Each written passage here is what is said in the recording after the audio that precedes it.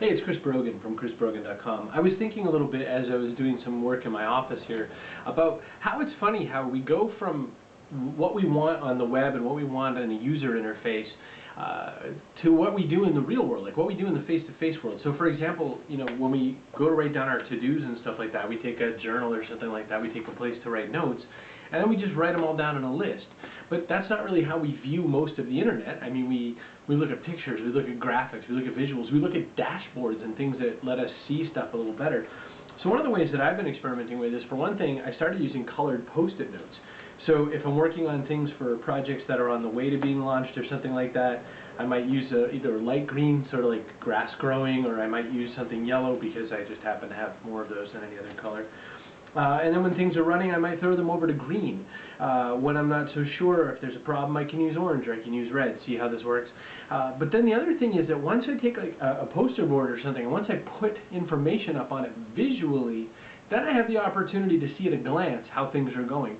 For example, one of the things I realized, I was looking at sort of how my income comes in. What am I doing to make money right now?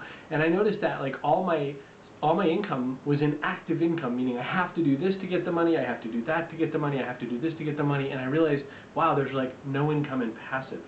So I thought, oh crud, I should start making products that I can sell, or sell products that are a little more passive in income, or I can find other things to earn more residuals.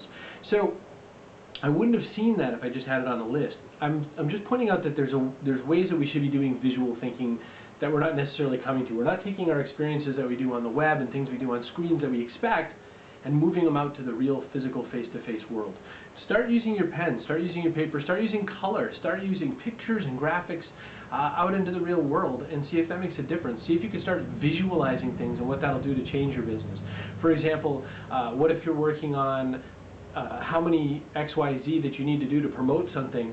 What if you visualized where the places where you were promoting? What if you drew like graphic of sort of what was being promoted where, and then how much effort you're putting? I'll give you a hint. If it's way too much on Twitter, you might want to rethink that. You might want to double check your email marketing and all that.